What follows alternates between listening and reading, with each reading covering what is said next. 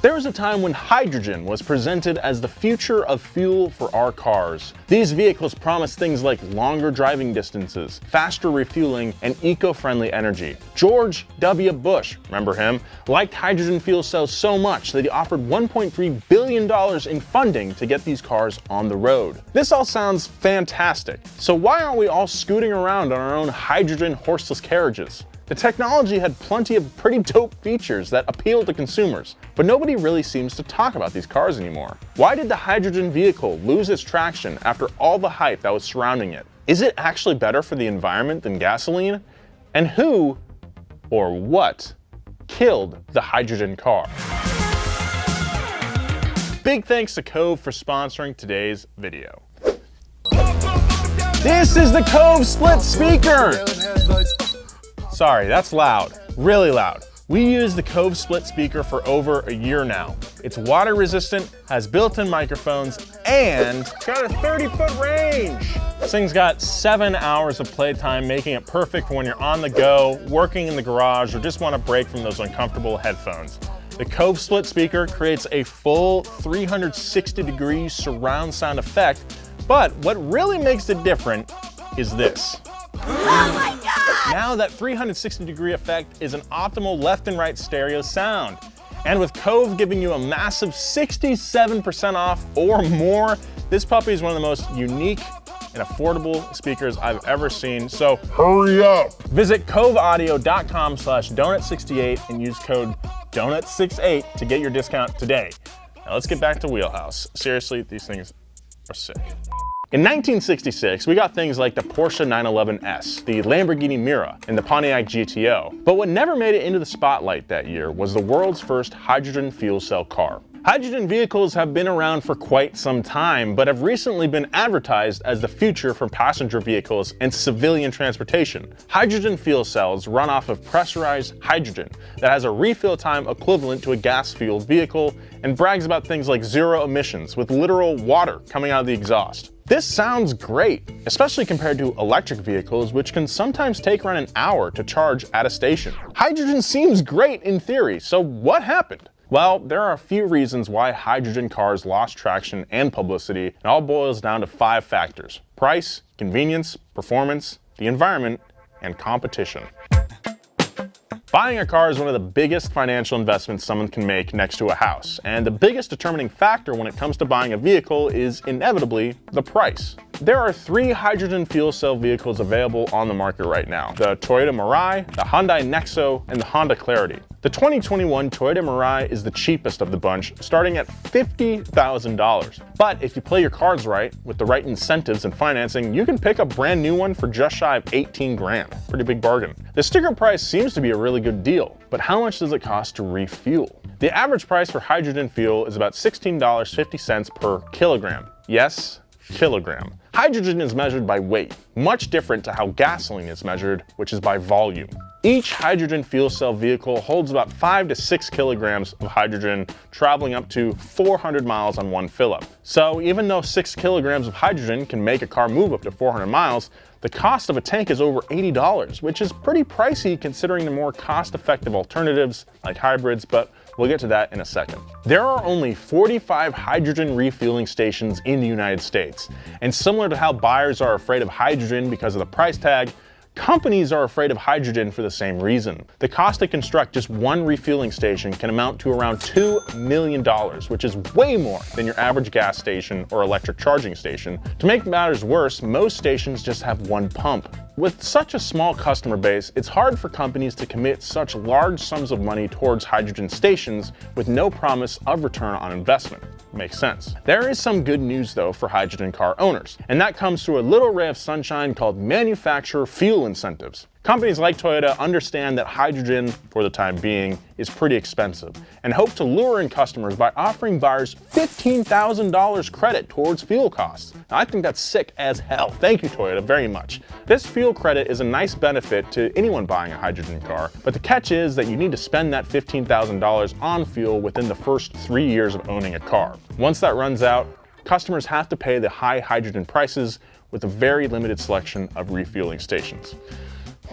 There is one more glimmer of hope though for hydrogen car believers: California government subsidies. These subsidies offer millions of dollars towards the construction of hydrogen fueling stations and seek to have over 100 stations in place by 2025. This is still significantly less than the tens of thousands of gas stations and EV charging stations that scatter the US, so only time will tell if hydrogen stations become a prevalent form of refueling.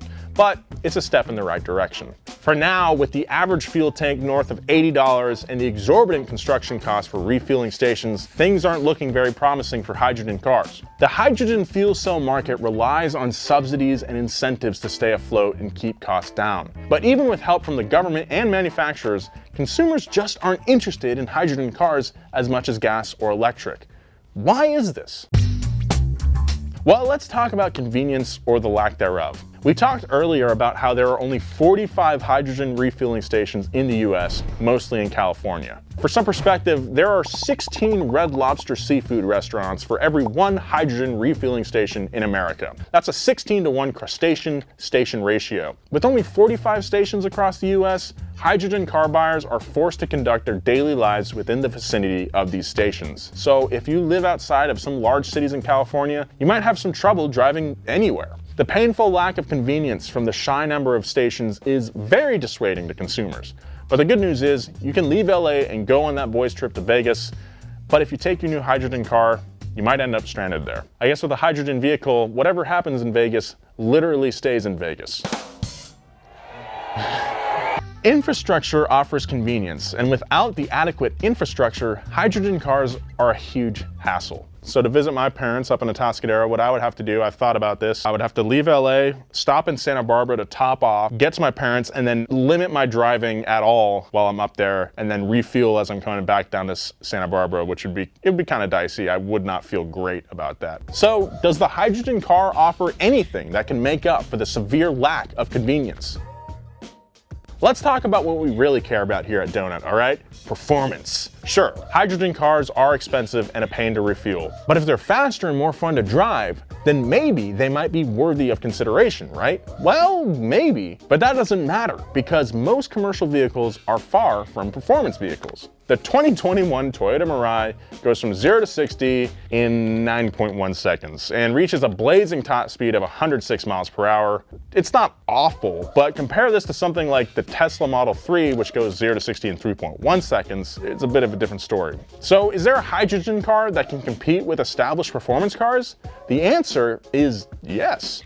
Take a look at the hydrogen-powered Hyperion XP1, which boasts a range of 1,000 miles, 1,000 horsepower, and claims to go from 0 to 60 in 2.2 seconds, reaching a top speed of 220. And even better, the car looks like the illegitimate child of a Tron bike and a Bugatti Chiron. This thing is super impressive, and I want one, so where could I buy one? Well, unfortunately for customers, the car is not available for purchase yet. And when it is, it's safe to say that the price will be extremely high. You're definitely not going to want to hit the drag strip in your Toyota Mirai anytime soon, but clearly hydrogen technology is capable of creating speed. It's just much more expensive and requires more fuel cell stacks in order to reach speeds comparable to a regular sports car. Hydrogen cars are marketed as green, easy, energy-efficient vehicles, much like the Toyota Prius. This makes sense after all. They are hydrogen powered, so unfortunately most manufacturers aren't building these things to be speed demons. But who knows, no car is truly off limits for a dedicated tuner, so maybe we'll see a few Mirais at the strip sometime soon. If companies are going to market hydrogen cars as green, you'd assume they're great for the environment, but I'm not so sure they're as green as people say they are. Why is this? Hydrogen cars are heralded as zero-emission angels, spitting out water rather than pollutants. How does the car produce only water? Look, I spent a lot of time in college playing Rocket League and watching movies, so I don't feel very qualified to explain this. Here's Jerry.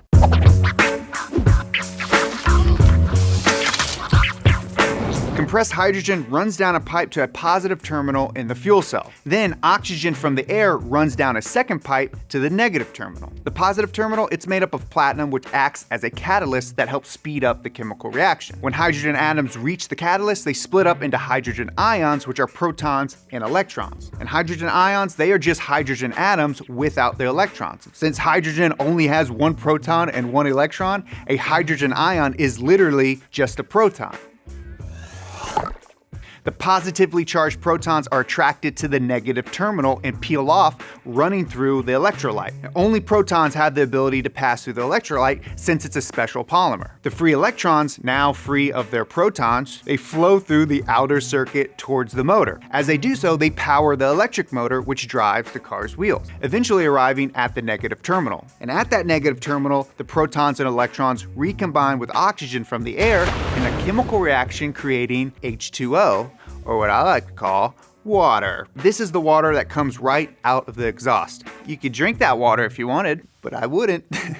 So it's safe to assume that these cars are good for the environment, right? I mean, all they use is hydrogen for fuel, and it's shooting out water. So are hydrogen cars actually better for the environment than gas cars? Well, let's look at how hydrogen is produced. Hydrogen does not exist in a pure state and must be separated from other molecules in a process called electrolysis. This process uses a lot of power.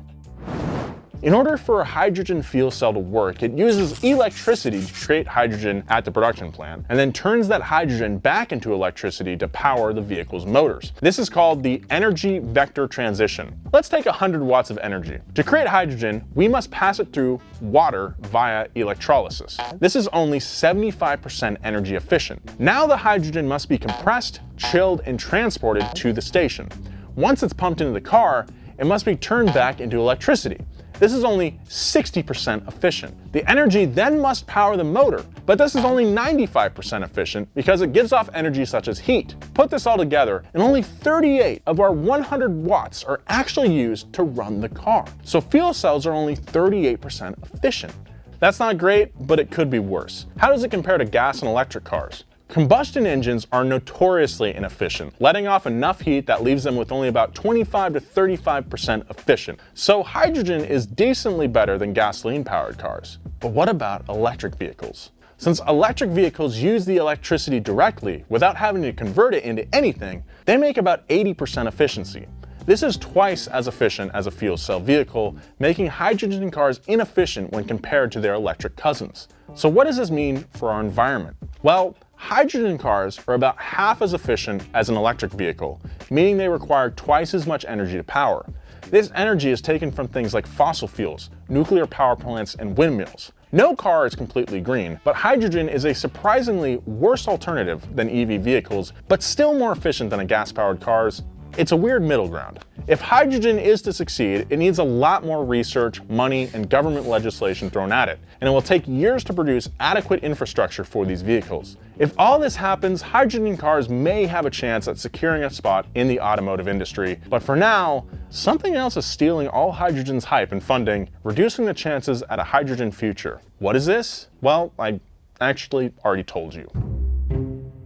If anything can be blamed for the death of the hydrogen vehicle, it's the EV. Companies like Tesla came onto the scene at the same time hydrogen fuel cells had some interest, but with the success of the electric vehicle came disinterest in hydrogen. The market leaned towards electric cars, and lithium battery technology began to advance quickly beyond hydrogen vehicles. EVs took the spotlight, and tons of money and research went into developing and perfecting lithium batteries. Hydrogen, on the other hand, was left in the dust. It's kind of like when the Dreamcast came out and it was super mind-blowing with its crazy graphics, but then the PS2 and Xbox came out like a year later with even better graphics. There simply just wasn't enough room for hydrogen fuel cells to succeed. Hydrogen cars tried to fix a problem that, to be honest, didn't really need to be solved. And it didn't even succeed at fixing the problem in the first place. Hydrogen cars can run exceptionally long distance on hydrogen, but factors like price, performance, and convenience put the nail in the coffin for hydrogen fuel cell cars.